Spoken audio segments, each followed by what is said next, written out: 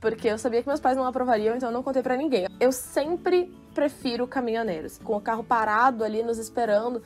Aí a gente olhou e falou, cara, não vamos. Ela mandou, compartilha a tua localização, qualquer coisa a gente chama a polícia. É difícil ser mulher no mundo, a gente sabe disso.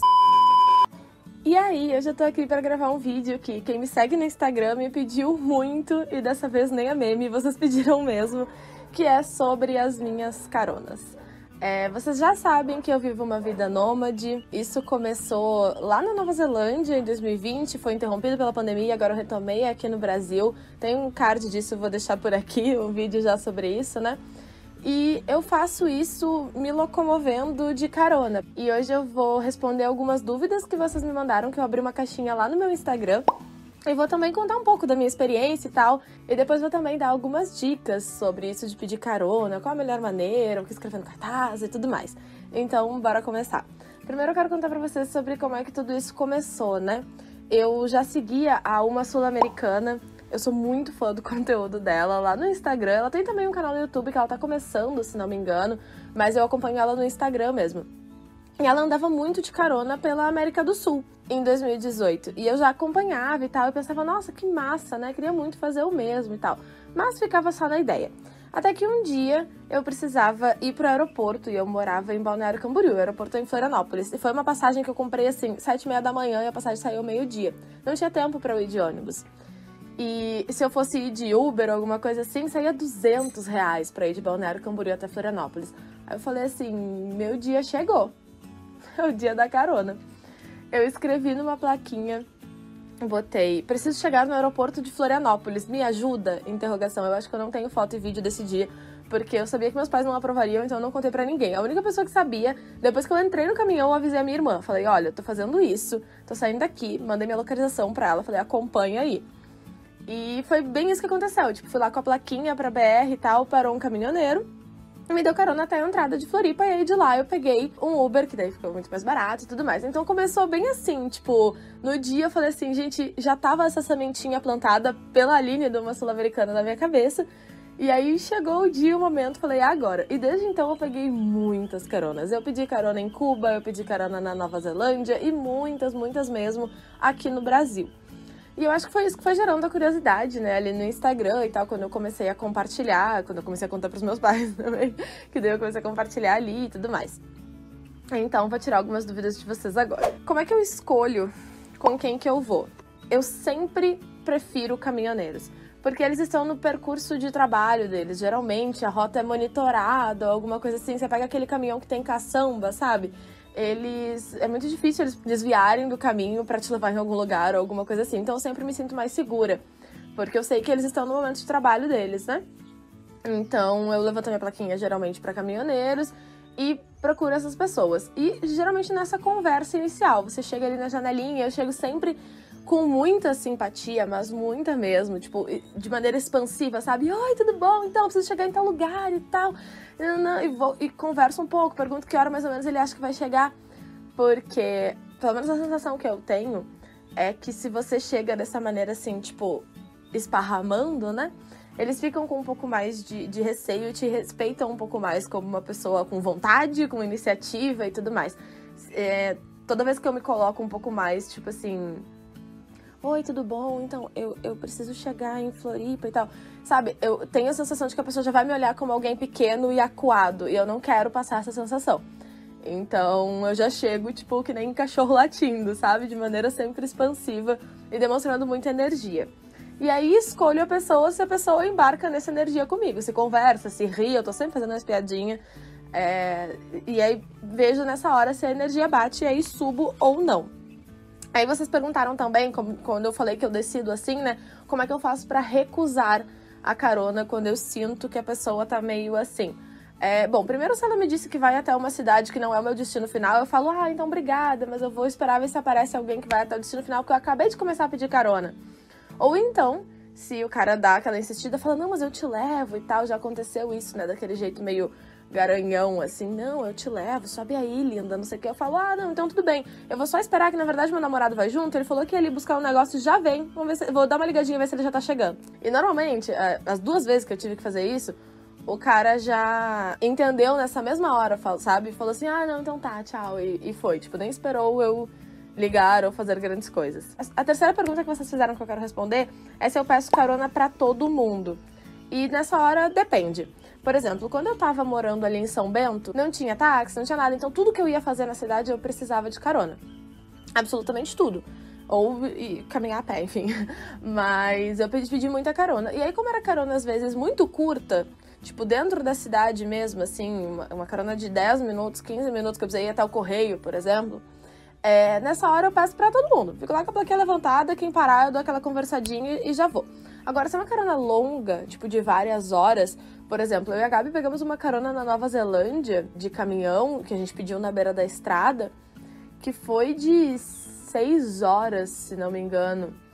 E essa era uma carona que a gente já saiu falando, cara, vai ser de caminhão, mesmo sendo na Nova Zelândia, que é um lugar bastante seguro, né? Mas a gente já saiu com a mentalidade que seria de caminhão. Então, toda vez que é estrada, assim, tipo, longa, vou trocar de cidade, beira de BR, né? Eu foco em caminhão. Agora, se é dentro da cidade, aí pode ser de carro. Tipo, aqui mesmo, no Vale do Capão, onde eu tô agora, eu peguei uma carona de caçamba esses dias pra andar 5, 10 minutos.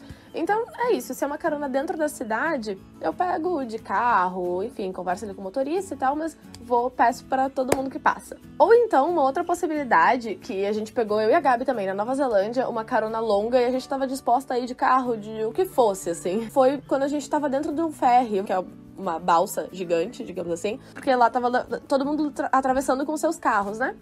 A gente saiu com uma plaquinha escrito, estamos pedindo carona, a gente vai até Nelson e tal. E a gente saiu com essa plaquinha pela balsa. E aí a gente tava disposta a pegar o que aparecesse. Por quê? Como a gente tava dentro da balsa, e aquela balsa ia levar, acho que eram 5 horas pra atravessar da Ilha Norte pra Ilha Sul, a gente teria tempo de conversar com a pessoa da carona. Então, mesmo que fossem pessoas num carro, a gente poderia conversar, enfim, sentir essa energia e decidir se sentir ou não. E foi o que aconteceu. Apareceu uma família que era mexicana, que estava viajando de motorhome, e nos ofereceram carona, então, até Nelson, até o nosso destino final, da balsa até lá. Eu jamais pediria essa carona longa para um motorhome na beira da estrada, porque eu teria medo, né? Mas como era dentro do ferry, a gente tinha tempo de conversar com essa família e tudo mais, aí sim, aí a gente pediu e topou essa ida. Bom, vocês me perguntaram também se eu já passei por algum perrengue. E já passei, e foi quando eu fiz uma coisa que eu nunca faço. Eu e a Deia, ali em Maragogi, estávamos numa praia, tava tudo meio fechado, assim, né, por causa da pandemia. A gente tava numa praia que tava sem nenhum restaurante aberto, absolutamente nada aberto. E aí a gente precisava voltar e nós encontramos acho que eles estavam uns 10 caras, assim, na beira da praia, que estavam na frente de um restaurante que tava fechado. A gente foi até ali e perguntou, tem algum restaurante aberto aqui por perto? A gente tá morrendo de fome e tal, não sei o quê. Aí eles falaram, não, tá absolutamente tudo fechado. Beleza, então.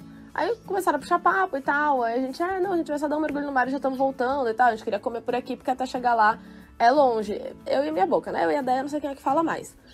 E aí ele perguntou um deles perguntou onde é que a gente tava, a gente falou que era São Bento e tal, ele perguntou como é que a gente ia voltar, a gente falou, não, do mesmo jeito que a gente veio pedindo carona, agora a gente volta pedindo carona. Ele falou, não, levo vocês. A gente se olhou, tá bom, vamos então. Entramos no mar, demos um mergulho e tal. Quando a gente já voltou do mar, ele já tava, tipo, nos olhando de um jeito esquisito, com o carro parado ali, nos esperando.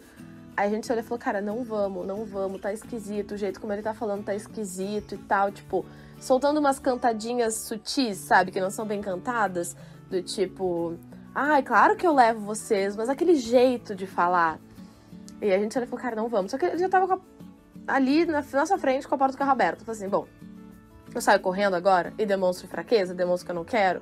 Sei lá, esse cara me acha de novo, a praia tava deserta, sabe? Não, mantenho a minha postura e vou entrar no carro e, tipo, me mantendo. Aí entrei e sentei na frente, porque sempre acho, eu sei que tem muita coisa sobre isso, né? Que, tem muitas mulheres que preferem sentar atrás pra não estar numa distância que o cara consegue te alcançar. Eu sinto que se eu sento na frente, eu me imponho mais, eu gosto de me demonstrar forte. Essa é a minha coisa. Então, eu sentei na frente e tal, e antes disso eu mandei mensagem pra alguns amigos homens, mandei pra uns 6, 7 amigos homens, porque eu precisava que alguém me respondesse, dizendo assim, me manda um áudio falando, Lizzy, já estou aqui na pousada Olhos d'Água, nunca esqueci o nome da pousada, te esperando, vem aqui que nós vamos fazer um churrasco, acho que foi que eu falei, uma coisa assim, vou botar aqui o áudio de alguns que me mandaram. Oi, Elise, tô com os amigos aqui na pousada Olho d'Água. Chega aqui pra que a gente vai sair pra comer. Bora. Eu lembro que um amigo meu do Rio de Janeiro foi o primeiro a me responder. Aí eu dei play no áudio dele e falei, ó, amiga, o Jefinho falou que eles já estão lá e tal. Aí teve alguém mais que mandou enquanto eu tava no carro, acho que foi o Thiago, que mandou enquanto eu tava no carro, eu dei play também. E foram áudios, tipo, sutilmente diferentes, que os meninos mandaram falando exatamente isso. Eu lembro que o Thiago ainda mandou, compartilha a tua localização, qualquer coisa a gente chama a polícia. Eu falei, não, calma, não é pra tanto assim ainda. E é bizarro, porque o comportamento do cara mudou completamente da hora que ele ouviu esse áudio pra frente. Porque a gente sabe que homem respeita o quê? Outro homem, né? A gente pode se mostrar forte o que for. Vocês perguntaram muito, né? Quais são as medidas de precaução que eu tomo desse tipo. E desde esse dia eu deixo amigos homens de sobreaviso pra me mandarem áudios, né? Teve um amigo meu que falou assim, Lizzy, salva esse áudio e dá play sempre que tu precisar. E não ia funcionar, sabe por quê? O áudio funcionou porque na hora que o motorista ouviu a pousada Olhos d'Água, ele olhou pra gente e falou, ah, eu sei onde é, eu deixo vocês lá. Ele reconheceu o lugar. Então não vai funcionar um áudio tão bem, né? Um áudio genérico em outros lugares. Eu precisava do nome do lugar exato onde eu tava. A gente pegou uma pousada que era bem conhecida no Google e pediu pra eles dizerem isso. Não era o lugar onde a gente tava. A gente ia pra São Bento, que era muito depois dessa pousada. A gente fez o cara nos deixar ali, nessa pousada, no meio do centro de Maragogi, onde a gente sabia que era um lugar movimentado e tal, estrategicamente, justamente por isso. Saímos dali, pedimos outra carona de caminhão e fomos até São Bento. E deu tudo certo no final. Então, essa foi o único perrengue que eu passei. A única vez que eu me senti com medo. E a única vez que eu precisei fazer alguma coisa, assim, de fato. Todas as outras vezes foram muito tranquilas. Tive conversas incríveis com os caminhoneiros e tal. Até nessa que a gente pegou de Maragogi para São Bento, eu fui conversando com um caminhoneiro sobre o SUS. Então, eu gosto muito dessa troca, né? Se eu tivesse um carro meu, né, ou se eu uso Uber ou coisa assim, é mais uma viagem, mais um carro na estrada, mais um combustível ali sendo gasto, mais que não tem necessidade se eu posso achar alguém fazendo o mesmo trajeto que eu. Por que não o ônibus, então, que é um transporte coletivo, Lizzy? Primeiro, porque estamos num momento de pandemia e eu me sinto muito menos confortável entrando num ônibus do que dentro de um caminhão, de máscara e tal. Até no caminhão a gente fica bem longe da pessoa, né? No carro até não. Mas no caminhão a gente fica bem longe da pessoa. E por dinheiro também, né, gente? Porque de carona eu não gasto nada. Vocês perguntaram também se eu pago algum valor no final. Nunca paguei. Nunca paguei. Sempre só na parceria. O máximo que já aconteceu é pagar um lanche pro caminhoneiro, que foi em Cuba, inclusive. Que eu paguei um lanche pra ele na estrada. Foi o máximo que já aconteceu. Vocês perguntaram também como é que eu tenho coragem de fazer isso. Do mesmo jeito que eu faço tudo na vida. Eu acredito que as pessoas boas são muito maioria ainda no mundo e eu preciso acreditar nisso, sabe? Senão, sei lá, não faz sentido. Não faz sentido nada do que é o meu objetivo de vida, que é transformar o mundo, enfim. Então eu faço isso acreditando que as pessoas boas são maioria, acreditando na troca de energia e acreditando muito na minha intuição. Muito na minha intuição. Se eu sentir que não é pra eu levantar a plaquinha pra esse cara, eu não vou nem levantar a plaquinha. Se eu sentir que não é pra eu entrar nesse caminhão, eu não vou entrar nesse caminhão. Eu confio muito no que eu sinto na hora, sabe? E aí é isso, eu tomo todas as minhas decisões da vida baseadas nisso. E vocês perguntam se eu não sinto medo, coisa assim. Eu sinto, gente, mas eu faço com medo também, sabe? Tem muita coisa na vida que eu faço apesar do medo. Isso de viajar sozinha, muitas vezes a gente tem medo. Eu faço igual. É difícil ser mulher no mundo, a gente sabe disso. Existir enquanto um corpo feminino no mundo já exige da gente muita resistência, muita coragem, muita força. E eu levo isso pra tudo, inclusive pra esses momentos aí de viajar, de pedir carona e tudo mais. O peso, pra mim, ainda compensa, né? E eu te digo que é muito mais tranquilo do que parece. A gente acha muito que, ai meu Deus, você tá ali toda vulnerável e tal. Mas a verdade é que as pessoas também não estão esperando, e quando você entra já com simpatia e pedindo e não sei o quê, eles olham assim, tipo, nossa, poxa, o que eu mais ouço é tipo assim, nossa, mas como é que tu tem coragem? Teus pais não ficam loucos? Se fosse a minha filha, eu ia enlouquecer, que não sei o quê. Então eles ficam mais impressionados com a minha coragem do que com vontade de fazer alguma coisa, ou pelo menos na demonstração que eu percebo, né? Bom, e agora vamos para algumas dicas. As dicas das coisas que eu sempre faço antes de pegar uma carona, que são coisas mais práticas aqui que eu quero dar para você, se por acaso eu conseguir te deixar com vontade de ter essa troca, de pegar a carona, né? De se colocar dessa maneira no mundo. A primeira dica é, estude o mapa, tá? Estude bem o mapa, saiba as cidades principais por onde tu vai passar, o nome das rodovias. Então, primeiro eu vou sair na BR-116, aí depois tem que entrar na BR-242 e tal. Qual que é o esquema, né, que tu vai fazer? Porque, às vezes, você não vai conseguir uma carona do teu ponto de partida até o ponto final. Mas você tem que saber, tipo, até que cidade faz sentido eu ir pra poder trocar e pegar pra próxima, né?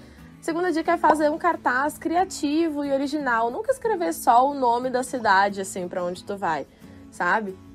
O que eu escrevi quando eu tava indo pra Maceió, por exemplo, preciso de carona, você me ajuda a chegar até Maceió? Interrogação. Eu e a Gabi na Nova Zelândia também, a gente botou lá, hitchhiking, we're going to Nelson, uma carinha feliz e tal. Aí botamos um adesivo do Brasil e outro adesivo da Nova Zelândia e tal, pra querer dizer que somos brasileiras. Então, sempre buscar essas maneiras criativas de você pedir carona e tal e chamar atenção. A próxima dica é, não use óculos de sol. Eu sei que às vezes é de dia e tal, né? Tá difícil de enxergar e tal. Mas fica muito mais fácil do cara trocar com você e tomar a decisão de parar ou não se ele estiver olhando no seu olho.